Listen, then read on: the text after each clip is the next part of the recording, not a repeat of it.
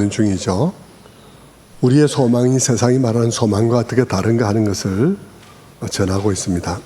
왜냐하면 교회를 오래 다니면서도 우리의 소망이 다른 것을 점점 알아가야 되는데, 오래 교회를 다니면서도 여전히 세상 사람들이 소망을 말하는 듯이 우리도 우리의 소망을 그런 방식으로 말하는 사람들이 너무 많다는 거죠.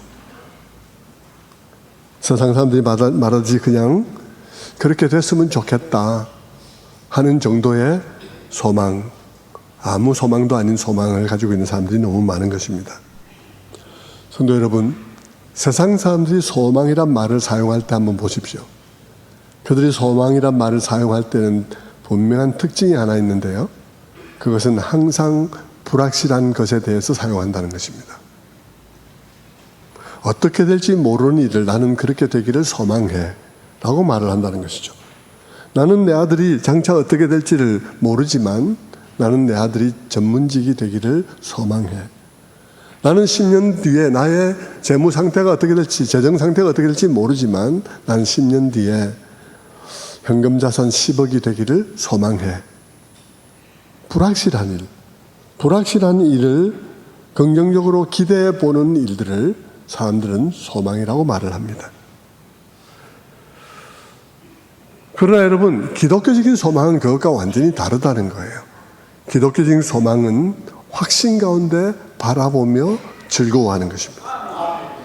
확신하기에 벌써 그 소망이 지금 여기에서 나의 삶에 영향을 주고 있습니다. 기독교적 소망에 있어서 아주 중요한 요소는 지금 내가 그것을 바라며 즐거워한다는 것입니다. 그것은 확실한 미래이기 때문에 현재를 지배합니다. 확실한 미래이기 때문에 어려움 중에 내가 있을 때 어려움 중에 통과하는 나에게 영향을 줍니다. 억울한 일을 당했을 때 그것을 다루는 나의 생각과 나의 모든 처신에 영향을 주는 것이죠. 투병 중일 때 투병하는 마음에 영향을 줍니다. 물론 낫기를 원하고요.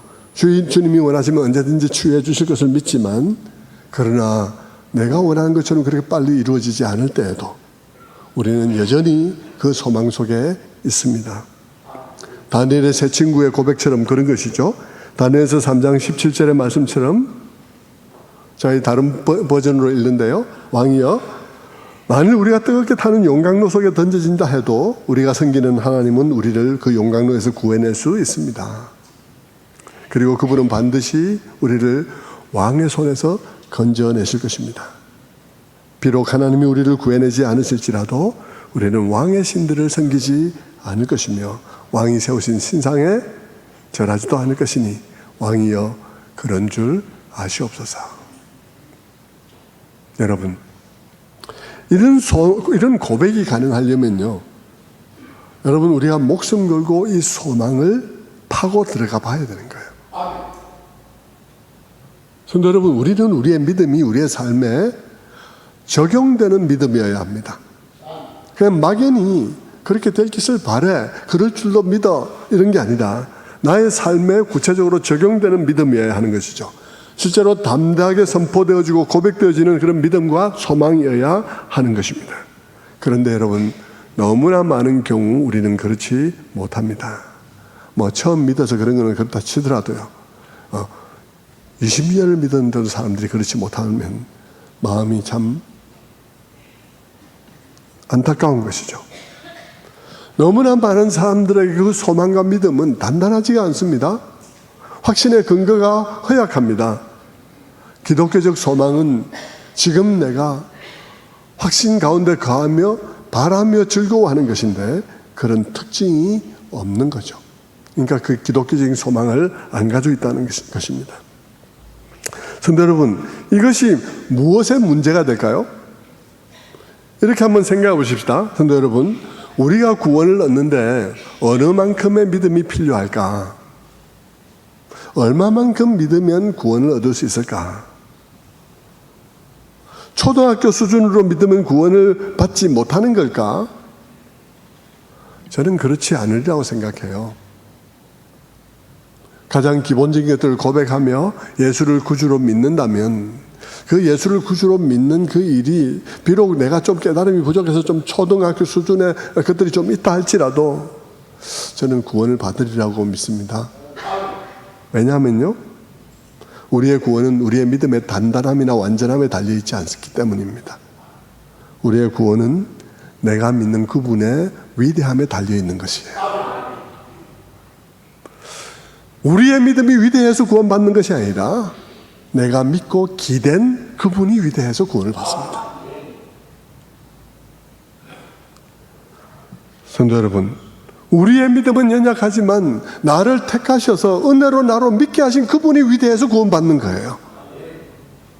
그런데 여러분, 구원받는 거는 그렇다 칩시다. 구원받는 거는 내가 믿음이 뭐 좋을 수도 있고 조금 더 약할 수도 있고 그런데요, 구원에 속한 것을 지금 여기서 누리는 것은 어떨까요? 구원에 속한 것을 지금 내가 여기서 누리는 것은, 예를 들면 구원받은 자의 기쁨, 구원받은 자의 평안, 구원받은 자의 소망, 구원받은 자의 안전감, 그런 것들을 누리는 데 있어서는 어떨까요? 그건 어떤 것에 달려있는 것일까요? 여러분, 성경을 잘 모르고 누릴 수 있을까요? 초등학교 수준의 깨달음이나 이해를 가져도 충분히 누릴 수 있는 것일까요? 물론 여러분, 하나님께서 우리에게 그냥 기도 중에 갑자기 평강을 부어주실 수도 있습니다. 그러나 제가 말씀드리는 것은 특별히 하나님께서 내신 길 외에 하나님께서 특별히 어떤 경우에, 특별한 경우에 하시는 일을 우리가 매번 그렇게 하실 거라고 그렇게 그걸 룰을 만들면 안 되는 거죠. 우리는 신학에서 늘 그렇게 말하지 않습니까? 은혜의 방편은 말씀과 기도와 성례, 다 그것을 통해서 우리에게 은혜를 주신다 그러면 우리가 말씀을 깊이 연구해야 되고 기도해야 되는 것입니다. 여러분, 한번 이렇게 생각해 보십시다. 여러분, 구원의 확실성을 성경으로부터 잘 이해하지 못해도 구원받은 자의 안전감을 누릴 수 있을까요? 택하심의 은혜, 그 택하심의 은혜 안에서 은혜의 왕노릇을, 은혜가 왕노릇에서 결국 은혜가 모든 것을 지배하며 은혜가 결국 그 목적을 이룰 것이라는 것에 대해서 우리가 깊이 알지 못해도 충만한 감사와 기쁨을 누릴 수 있을까요? 누릴 수 없습니다. 그리스도인의 소망에 대해서는 어떨까요? 우리가 소망의 내용을 확실히 알지도 못하면서 소망 안에서 즐거워하는 것이 가능할까요? 가능하지 않습니다. 불가능하죠. 여러분, 우리가 그 모든 것을 충만하게 누리려면 성령의 은혜 안에서 그것을 알아가려는 노력이 필요한 것입니다. 그 하나하나를 알아가는 것으로 무장되는 일이 필요한 거예요. 여러분, 에베소서에서 보면 사도 바울이 에베소 교회를 위해서 이래 기도하고 저래 기도하고 기도하는데 에베소 교회에서 교회를 향해서 뭐라고 말합니까? 에베소 3장 18절의 말씀에 능히 모든 성도와 함께 지식에 넘치는 그리스도의 사랑을 알고 그냥 아는 것이 아니라 그 너비와 길이와 높이와 깊이가 어떠함을 깨달아 하나님의 모든 충만하신 것으로 너희가 충만하게 되기를 원하노라. 충만함이 어디서 온다고요? 하나님의 충만함으로 인한 충만함이 어디서 온다고요? 아는 데서 온다고요. 지식에 넘치는 그리스도의 사랑을 알아라고 했죠. 근데 그리스도의 사랑을 알아라고만 말하지 않고 더 구체적으로 그 너비와 길이와 높이와 깊이가 어떠함을 알아. 그런 표현이 무슨 뜻이겠습니까? 여러분, 높이와 깊이와 길이와 너비는 측량하는 거잖아요. 예수 그리스도 안에서 우리에게 베푸신 그 하나님의 사랑을 내가 정말 여러 차원, 그 차원을 재어보고 생각한다는 것입니다. 그렇게 갈 때 우리가 하나님의 충만함으로 충만할 수 있다는 것이죠. 근데 그렇게 안 하고 우리가 충만해질 수 있을까? 교회 출석만 한다고 될까요? 아닌 거죠. 바울은 또 에베소서 6장에서 또 이렇게 말합니다. 그런즉 서서 진리로 허리띠를 띠고 의의 호신경을 붙이고 평안의 복음이 준비한 것으로 신을 신고 모든 것 위에 믿음의 방패를 가지고 이로써 능히 악한 자의 모든 불화살을 소멸하고 구원의 투구와 성령의 검 곧 하나님의 말씀을 가지라 그랬습니다. 여러분, 사도 바울은 왜 그냥 믿음을 가지라 말하지 않고 그냥 말씀을 믿으라 그렇게 말하지 않고 이렇게 세분해서 얘기했을까요? 진리로 띠를 띠고 의의 호신경을 붙이고 평안의 복음을 예비한 것을 준비한 것을 신을 신고. 여러분, 그냥 복음으로 이기라, 복음으로 싸우라 이렇게 말해도 될 텐데 왜 그렇게 말했을까요? 그것은 여러분, 우리의 마음속에 이 복음의 여러 차원을 잘 이렇게 분석해서 그 하나하나를 어떤 것은 가슴에, 어떤 것은 머리에, 어떤 것은 발에 전신을 무장하라는 것입니다.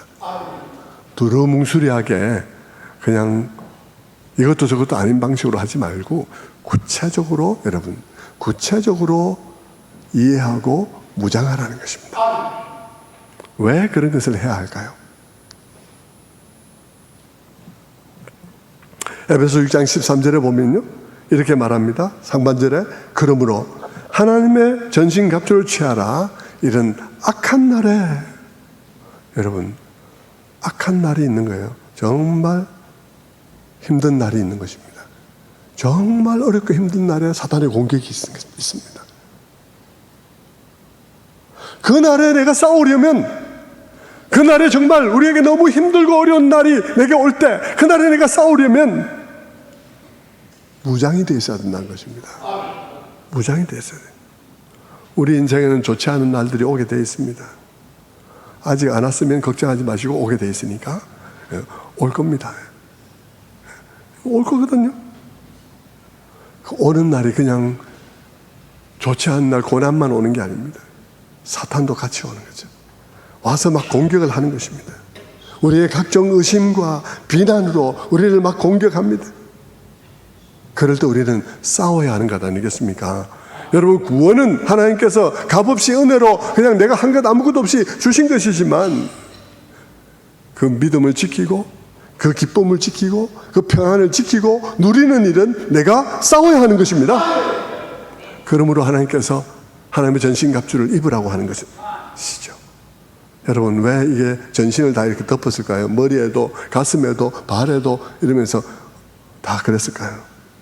여러분, 빈틈이 보이면 그것으로 공격하기 때문인 것입니다.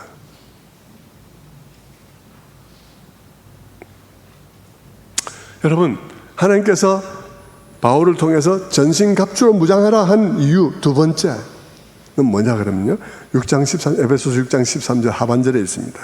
이는 악한 날에 너희가 능히 대적하고 모든 일을 행한 후에 서기 위함이라. 여러분, 영화의 한 장면을 생각해 볼 수 있을 것 같아요. 적들과 어우러서 한판은 싸움을 벌입니다. 검투사들이 막 싸우고 엎치락뒤치락 싸웁니다. 먼지가 뽀얗게 일어나죠. 두 사람이 다 서로 공격하고 둘 다 쓰러졌습니다. 그럼 모든 게 끝나가지고 조용합니다. 먼지 자욱합니다. 그런데 1분 뒤 한 사람이 비틀비틀 하면서 일어납니다. 일어섰죠.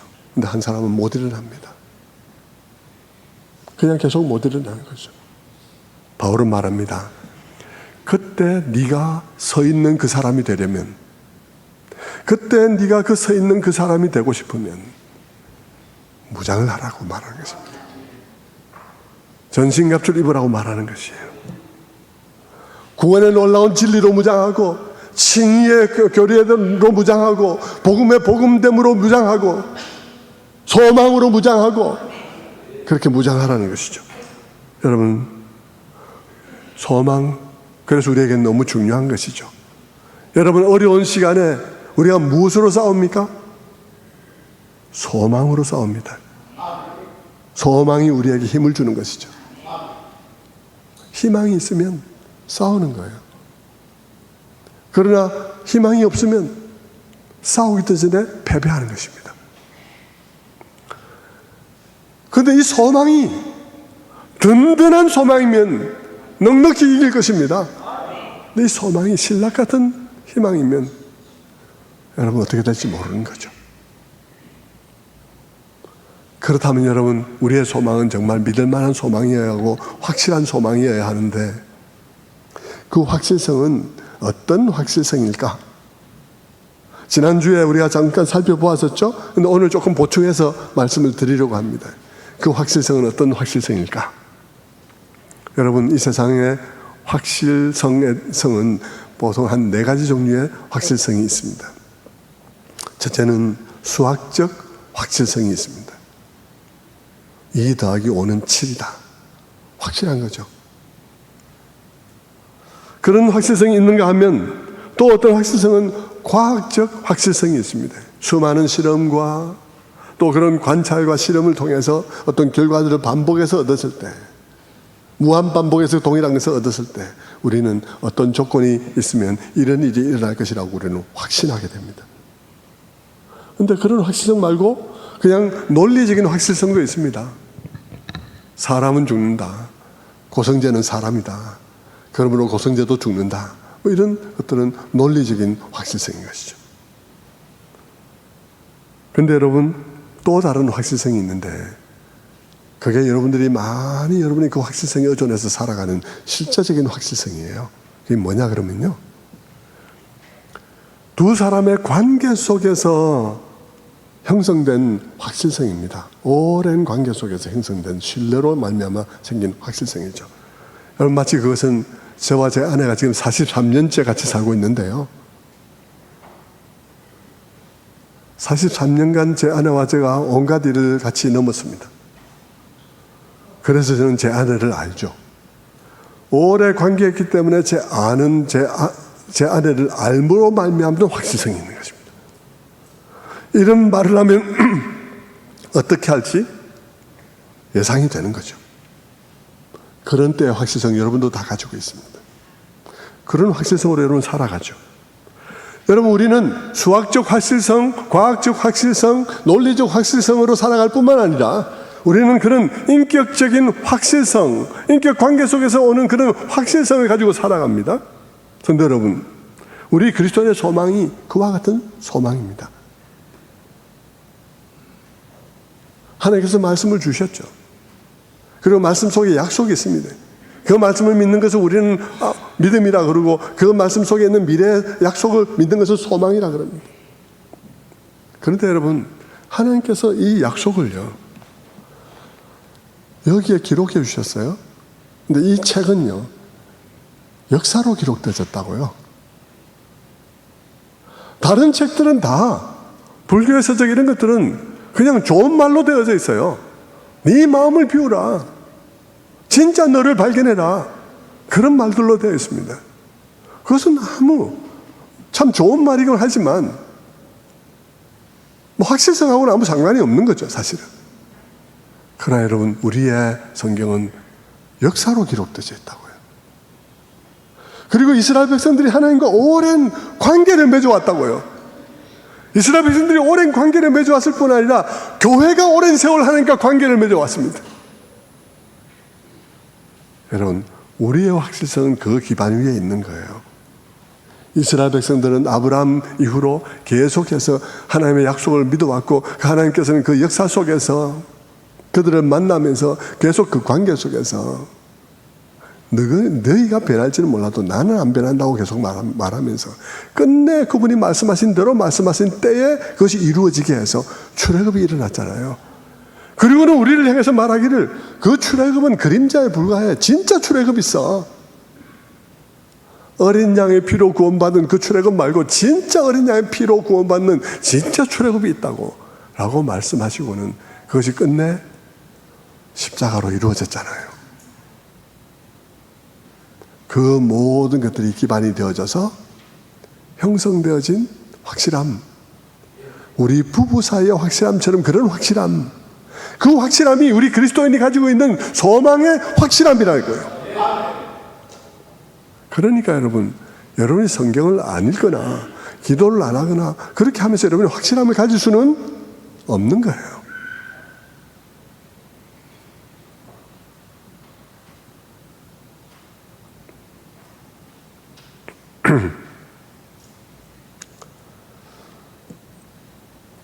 그렇다면 여러분, 우리가 이 미래의 소망을 정말 바라며 즐거워하기 위해서는 하나님이 얼마나 믿을 만한가, 그분의 약속이 얼마나 믿을 만한 약속인가, 과거를 통해서 그 미래를 믿을 수 있는 것만으로 충분히 우리가 즐거워할 수 있을까? 아니에요.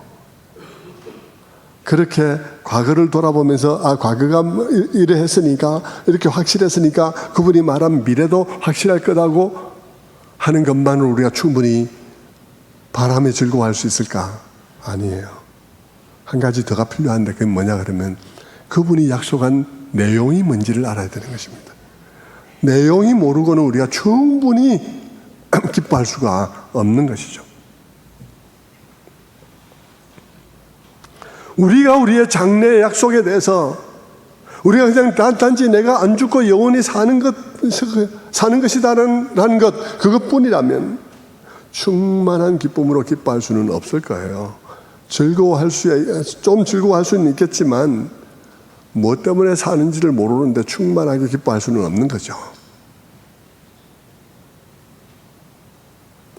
내가 바라고 즐거워하는 이유가 단지 내가 안 죽고 영원히 살기 때문이라면, 내가 무엇 때문에 영원히 사는지도 모른 채 영원히 사는 것이 내게 즐거움이라면, 그건 너무 유치하고 너무 소망이라는 게 너무 빈약하고 나중에는 조금 지루해질 것 같아요.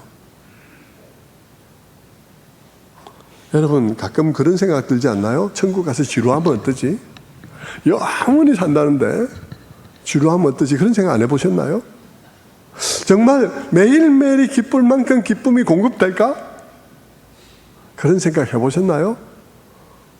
왜 생각 안 해보신 거 생각해보세요. 저도 별 생각 다 하거든요. 저는 천국 가서 매일 찬송할 거다 그래서 뭐가 아플까 막 걱정하면서. 예? 그러는데 가만히 그거 생각해 보니까요, 가서 노래 안 부르고 싶은데 부르는 게 아니고 노래가 저절로 나오는 거예요. 노래가 저절로 나오는 거예요. 여러분 집에서 너무 기분 좋아서 여러분 노래 부를 생각도 없는데 노래가 나오는 것처럼 노래가 나오는 거예요. 목을 걱정할 필요 없어요. 용각산 안 가져가도 됩니다.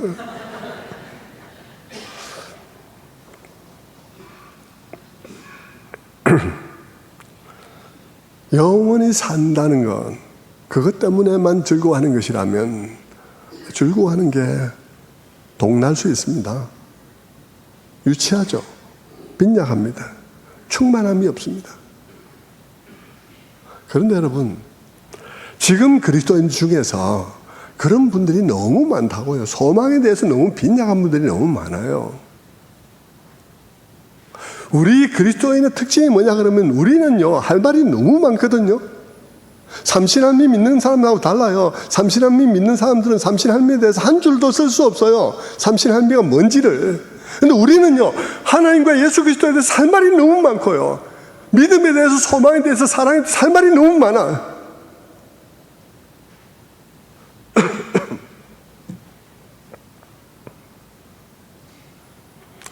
그런데 여러분, 교회 다니는 사람들이 그 많은 것에 대해서 아는 게 없어서 소망이 그냥 그렇게 생각하는 게 좋지 않겠나 하는 정도로 생각하는 것이 너무 안타까운 것이죠.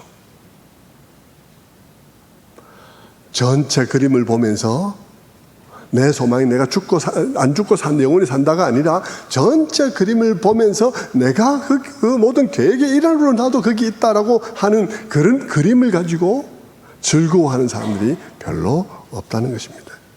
그래서 사도 바울이 에베소 교회를 위해서 기도할 때도 그래서 그렇게 기도한 거예요. 에베소서 1장 18절에도 그렇게 기도합니다. 사도 바울이 너희 마음 눈을 밝히사 그의 부르심의 소망이 무엇이며 성도 안에 그의 기업의 영광의 풍성함이 무엇인지를 너희로 알게 하시기를 원하노라. 알아야 한다는 것이죠. 사람들은 하나님의 구원에 대한 전체 그림도 없이 그냥 죽어서 천국 간다는 생각으로 지엽적인 구원관을 가지고 있죠. 그냥 천국 간다라고 생각하니까 이 현실에 대해서 굉장히 무책임하게 되는 것입니다. 구원관 자체가 이 현실로부터 달아나는 구원관을 가지고 있는 것입니다. 그러니까 여러분, 찬송도 보면 너무 이런 부분에 대해서 정말 좀 너무 안타깝게 되어 있습니다. 실제로 이런 종류의 깨달음들이 과거에 우리의 신학적인 깨달음들도 늘 성경적인 깨달음도 발전하고 있기 때문에 과거에 찬송가를 지은 분들은 이런 것들에 대한 충분한 그런 지식을 누리지 못했을 때도 있었습니다. 그러다 보니까 여러분, 우리 성도들도 늘 떠나는 생각하고 떠나는 것으로 늘 우리의 그 소망을 삼고 있으니까, 소망이 그런 종류의 것일 거라고 생각하니까 찬송을 불러도 그런 찬송 부르면 은혜가 되는 거죠. 이 세상은 나그네 길, 나는 다만 나그네, 나의 집은 저 하늘 저 너머 있고, 천사들이 하늘에서 날 오라고 부르니, 나는요 세상에 있을 마음 없어요. 세상에 있을 마음 없으니까 아무도 책임 안 져요. 이 세상의 삶에 대해서 너무 은혜로운데요, 아무도 책임을 안 지는 거죠. 너무 문제가 많은 거죠. 우리의 구원에 대한 우리의 이해가 통합적이지 못한 거예요. 너무 지엽적인 거예요. 다 이 세상에 있을 마음 없으면 이 세상 누가 책임지나요?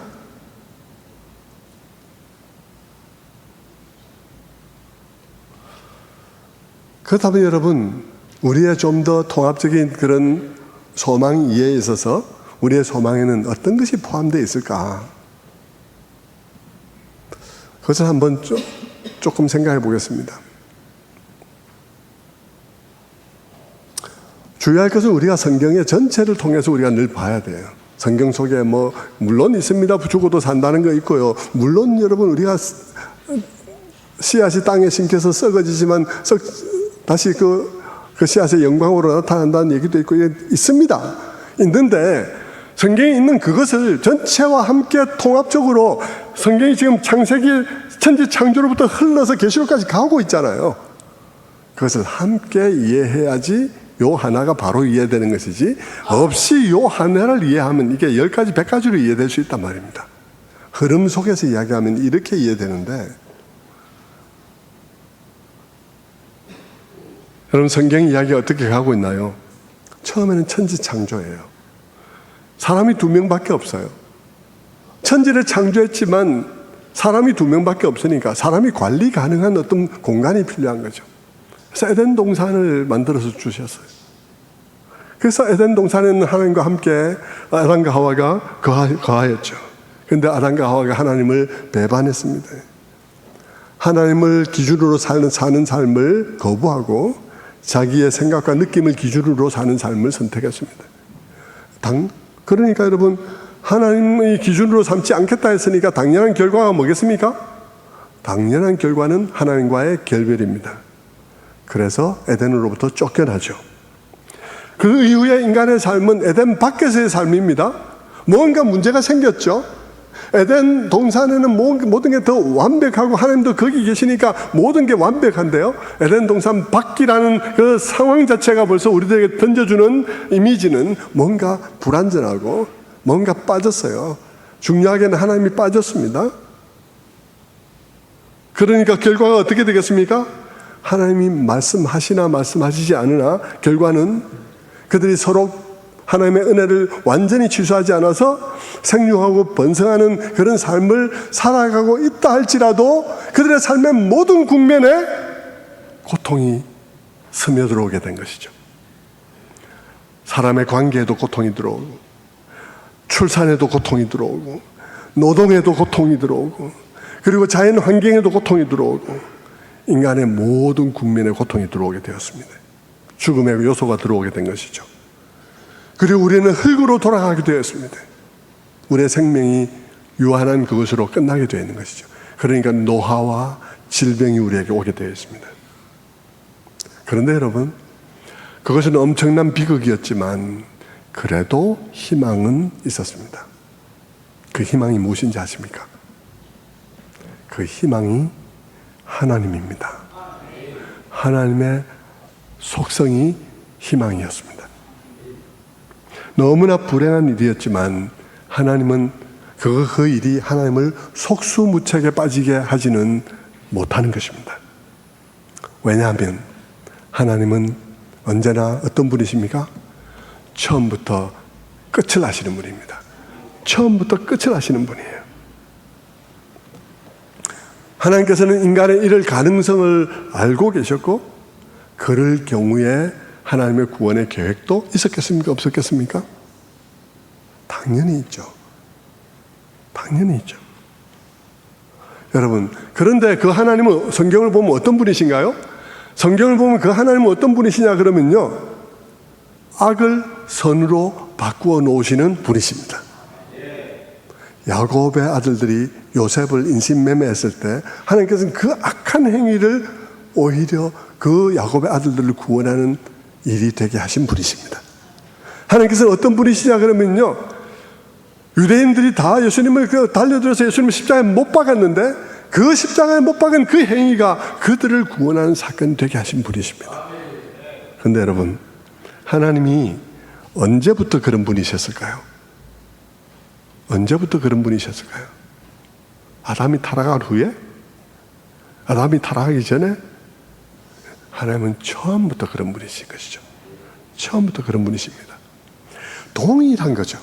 방금 우리가 예를 든 요셉의 얘기나 십자가나 동일한 얘기인데, 하나님을 배반한 사탄은 하나님의 일을 좌절시키기 위해서 하나님의 창조 세계의 가장 핵심이 되고 걸작품인 인간을 타락시키는데 성공했다고 생각했습니다.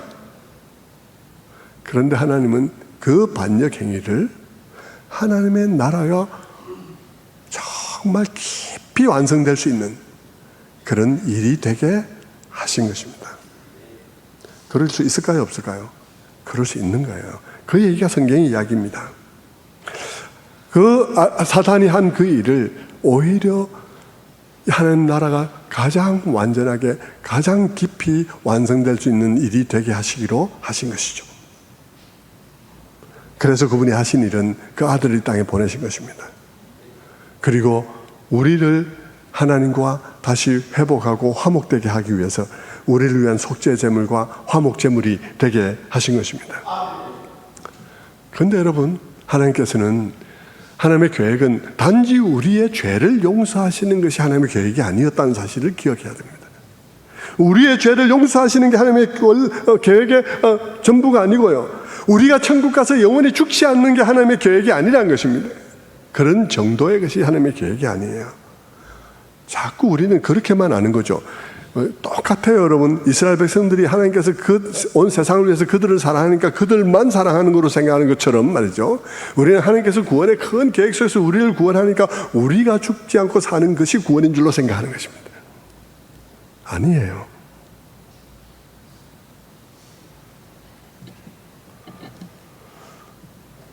하나님께서는 더 크고 광대한 계획을 가지고 계신 것입니다.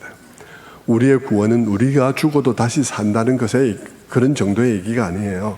그것은 하나님의 근본 계획에 관한 얘기고요, 그 근본 계획이 완전하게 성취되어지며 그 계획의 일환으로 우리도 구원받는다는 것입니다. 그것이 우리의 구원에 관한 얘기예요. 하나님께 하늘과 땅이 다시 회복되는 거예요. 그리고 만물이 새롭게 되는 것이죠. 그리고 그 창조의 중심이 되는 인간이 새롭게 되는 것입니다.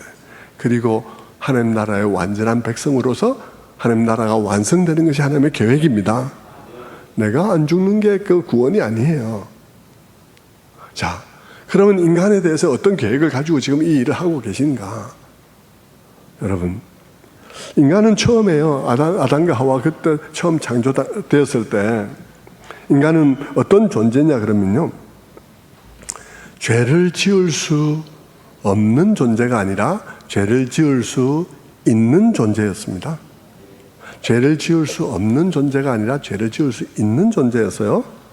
이게 무슨 말이냐 그러면 불완전한 존재였다는 뜻이 아닙니다. 죄를 지을 수 있는 존재란 말은 불완전한 존재란 말이 아니에요.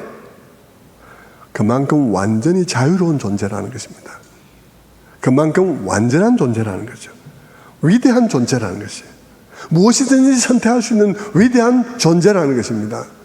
잘못된 존재라는 게 아니에요. 그런데 그 위대한 존재가 그 위대한 특성을 가지고 하나님 없이 살기로 결정했다는 거예요. 그는 자신의 그 자유를 절대적 자유로 선언한 것입니다. 하나님처럼 나도 자유로운 존재라고 선언한 것이죠. 그래서 그렇게 타락한 이후에 인간은 이제는 더 이상 죄를 지을 수 있는 존재가 아니라 죄를 안 지을 수 없는 존재가 되었어요. 본성이 다 망가진 거죠. 하나님의 은혜가 철수된 거예요. 마치 지각변동과 엄청난 충격에 의해서 지각변동이 나서 지층이 탁 이렇게 기울어진 것처럼 인간의 마음이 하나님을 반대편으로 기울어진 것입니다. 그래서 죄를 지을 수 있는 존재가 아니라 죄를 지을 수밖에 없는 존재요, 죄를 멈출 수 없는 존재가 된 것입니다. 성경이 말하는 바 죄의 종이 된 것이죠. 마약 중독자처럼 말입니다. 마약 중독자 마약 없이는 못 살아가듯이 죄의 중독자가 된 것입니다. 왜냐하면 죄에도 낙이 있으니까요. 죄의 낙의 중독자가 된 것입니다. 자기 중심적인 얘기를 그칠 수 없는 존재, 그런 존재가 된 것이죠. 그런데 하나님께서는 그런 인간을 구속하기로 하셨어요. 자기 아들의 피로 구속하시기로 하신 것입니다. 대속하기로 하신 것입니다. 그 인간들을 변화시키기로 하셨는데 하나님께서는 처벌의 방식이 아니라 크고 놀라운 은혜를 경험하게 하는 방식을 통해서 변화시키기로 하신 것입니다. 여러분, 사람이 어떻게 변하나요? 사람이 어떻게 변합니까? 명령하고 엄벌하는 방식으로 사람이 변합니까? 죽인다 그러면 변합니까? 아닙니다. 그렇게 사람이 변하지 않아요. 아무리 죽인다 해도 죄는 낙이 있기 때문에요. 안 들키고 할 수 있는 완벽한 조건만 주어지면 합니다. 그런 조건이 안 주어져서 안 하는 것이 변하는 게 아니라는 것입니다. 사람은 놀라운 은혜로 변하는 거예요. 저는 여러분들이 탈북자 그 방송들을 좀 보시라고 말씀드리고 싶은데요. 탈북자들이 자기 북한의 생활 이런 얘기를 하는 걸 보면요. 그들은 북한에 살 때는요, 먹는 게 너무 없기 때문에 훔쳐 먹는 건 예사고요. 거짓말하는 게 예사였습니다. 그들은 아무 죄책감이 없었어요. 그들이 그렇게 얘기를 하는 거예요. 그렇게 살았다는 거예요. 그런데 그들이 남한에 오니까요.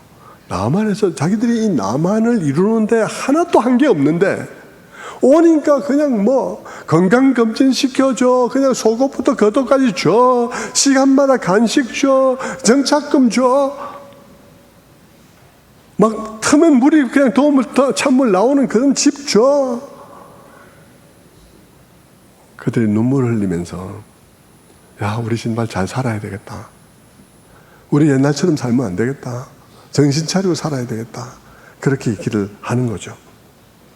그들이요, 북한에서 막 그냥 공개 처형시키고 공개 자아 비판하고 그런 가운데서도 예사로 거짓말하고 예사로 도질했던 사람들입니다. 그런데 왜 그들이 그 마음을 버리려고 할까요? 그냥 어떤 이 은혜가 너무 크니까 그러는 것이죠.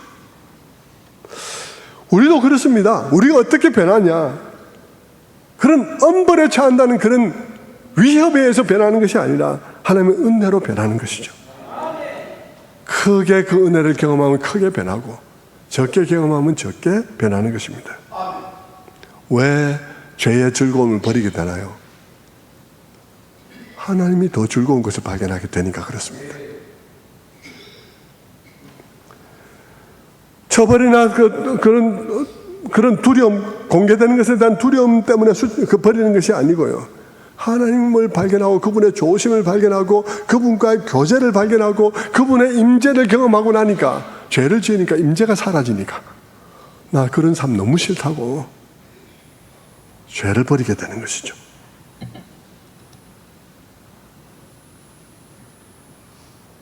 이게 뭡니까? 이게 보혈의 능력으로 죄를 이긴다는 것입니다. 보배로운 피 흘림의 은혜가 무엇인지를 가슴으로 깨닫는 순간 우리에게는 죄를 이길 능력이 생기는 것입니다. 그렇다면 여러분, 이 땅에서 우리가 느끼는 그 변화, 그 능력, 죄와 싸우는 능력, 그리고 우리의 내가 변한 것 같아 하고 그 변화가요, 어느 때 왔나요?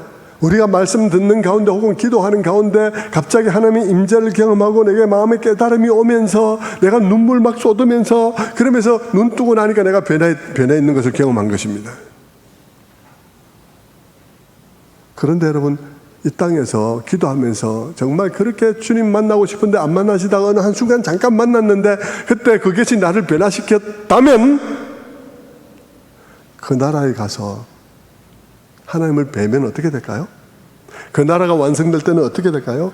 그 나라가 완성되면서 그 나라의 하나님의 구원의 모든 계획들이 완성된 것이 그림처럼 쫙 펼쳐지는데, 한편으로는 긴 시간 그분이 오래 참으며 이루어 오신 그 역사의 놀라운 비밀들이 펼쳐지고, 내가 하나도 그게 수고하지 않았음에도 불구하고 많은 것이 이루어져 있는 곳에 내가 들어와 있는 것을 발견하게 되고, 다른 한편 내가 드린 작은 헌신들이 그분의 손에서 얼마나 위대한 일이 되어졌는지를 내가 알지 못하는 부분들이 쫙 펼쳐질 때 내 마음이 어떨까요? 여러분, 아브라함이 살다 갔지만 아브라함이 자기 생애가 인류의 역사에 미친 영향에 대해서 뭘 알고 갔나요? 아브라함은 거의 본 것이 없을 것 같습니다. 그런데 아브라함이 그 앞에 완성되고 난 다음에 쫙 파노라처럼 펼쳐지는데, 자기가 했던 그 미미하고 아무것도 아닌 그 모든 것들이 얼마나 위대한 일이 되어졌는지를 그 속속들이 보게 될 때 아브라함의 마음속에 어떤 변화가 올까요? 어떤 감사가 올까요? 사도 바울이 복음 전도자로서 많은 수고를 했습니다.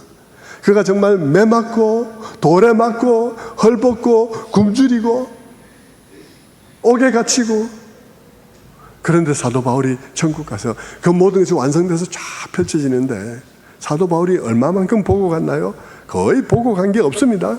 그런데 거기에 눈앞에 사도 바울의 그 전도로 인해서 온 세계가 복음으로 전파되어지고 수많은 사람들이 예수를 믿고 변화되어지고 인류의 역사를 바꿔놓은 그런 모든 것들이 펼쳐질 때 바울의 마음이 어떨까요? 그가 로마의 교회를 향해서 생각하면서 로마로 보내는 편지를 썼더니 그 로마서를 읽고 어거스틴이 회심해가지고 기독교의 중요한 그런 사상가가 되어지고, 마틴 루터가 그 로마서를 통해서 종교개혁을 일으키고, 그리고 웨슬레가 그 로마서를 읽으면서 회심하는 그런 역사가 일어나고, 그 어거스틴과 마틴 루터와 웨슬레로 인해서 역사상 수많은 사람들의 회심이 일어나고 생각할 수 없는 일들이 펼쳐진 것이 쫙 드러나게 될 때 어떤 마음이 될까요? 그 놀랍고 압도적인 그 모습을 보면, 그 광경을 보면서 충격받고 변화되어서 죄질 생각을 버리게 될 것입니다. 저는 그렇게 믿습니다. 여러분, 이 세상에서 기도하다가 한순간 주님의 임재를 경험하면서 눈물 흘리고 깨달으면서 엎드려 울고 나니까 변화되어지는 이런 일들을 경험한 우리들이라면, 그 나라에 가서 그 나라가 완성될 때 하나님의 그 놀라운 사랑과 오래 참으심의 진실이 햇빛처럼 쏟아지는데 거기서 우리가 어떤 변화를 받게 될까요? 여러분, 계시록에 그렇게 되어 있지 않나요? 계시록에 바로 그런 말씀, 그 성은 해나 달의 비침이 쓸데없으니 이는 하나님의 영광이 비치고 어린 양이 그 등불이 됨이라. 해와 달이 필요 없을 정도로 하나님의 그 영광이 비친다. 그 은혜와 사랑이 그냥 비같이 햇빛같이 우리들에게 깨달음으로 내려올 때 어떨 것이라고 생각하나요? 여러분, 그려보나요? 그 날을 여러분 사모하나요?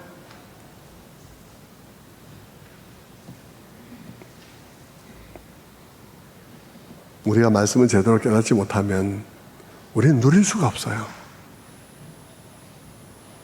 그날 우리는 완전한 변화를 겪게 될 것입니다. 완전한 변화를.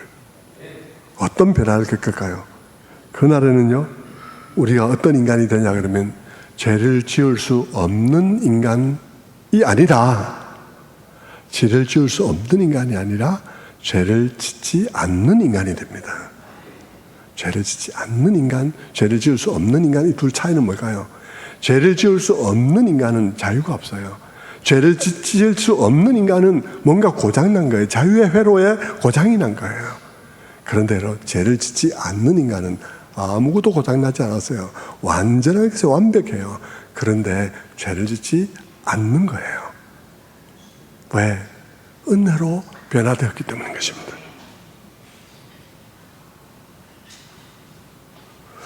그의 마음에 이제는 그렇게 죄를 짓지 않기를 선택하는 인간이 된 것이죠.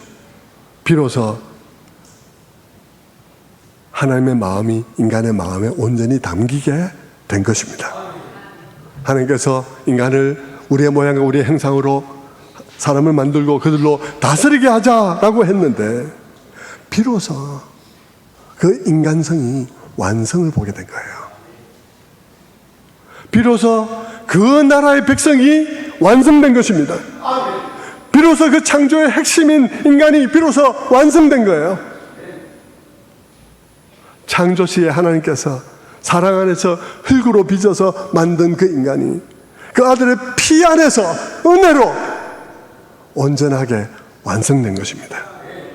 그리고 그 완성된 인간들을 가지고 그 나라가 완성되는 거예요.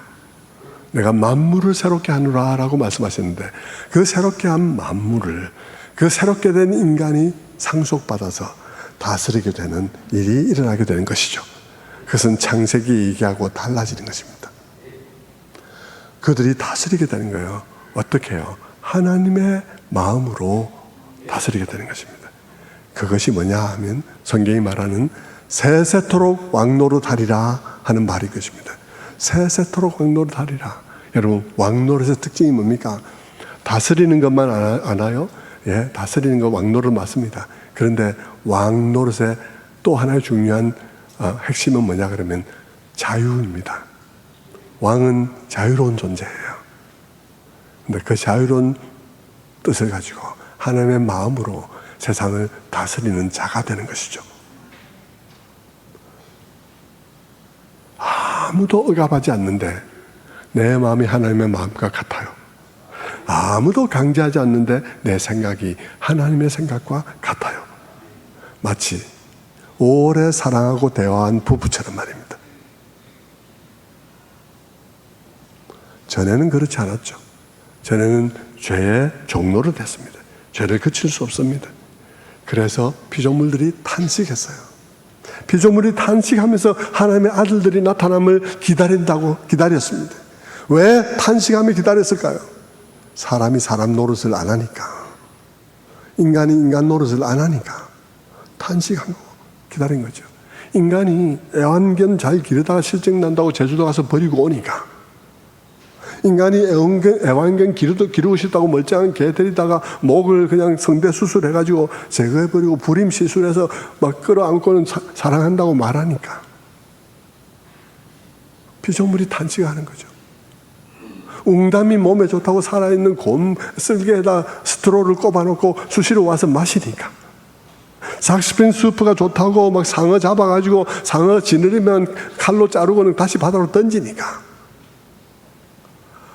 비용 아끼겠다고 폭우 쏟아지는 날 공장의 폐수 폐수 밸브를 열어가지고 비 오는 날 그냥 폭우와 함께 또 흘려 보내니까, 그래야 고기들이 그냥 뒤집어지니까, 냉장고 폐기 비용 아끼느라고 산에 싣고 가서 계곡에 굴리니까 피조물이 탄식하는 거죠. 그런 사람들로서는 한 나라를 이룰 수가 없는 것이죠. 피조물이 몸살을 앓는 거 아니겠습니까? 그래서 하나님께서 하시는 일이 뭡니까? 우리의 소망은 뭡니까? 하나님께서 하시는 일인데요. 그 일은 뭡니까? 이 긴 역사가 뭘 하는 역사냐 하면 바로 그 하나님의 백성을 정한 수만큼 완성시키는 일을 하나님께서 하시는 거예요. 바로 그 새로운 인간, 새로운 인류, 그것을 만드는 것이 하나님께서 지금 하고 있는 일인 거예요. 그렇다면 우리는 오늘 우리가 살아가는 우리의 삶은 그 하나님의 방향하고 맞는 것일까? 생각해 봐야 되는 것이죠. 우리가 이 말씀들을 잘 생각하면서 소망이 여러분의 마음을 부풀게 하고 기쁘게 하며 그 미래 소망이 확실한 소망이 여러분의 현재에 영향을 끼치게 되기를 주님의 이름으로 축원합니다.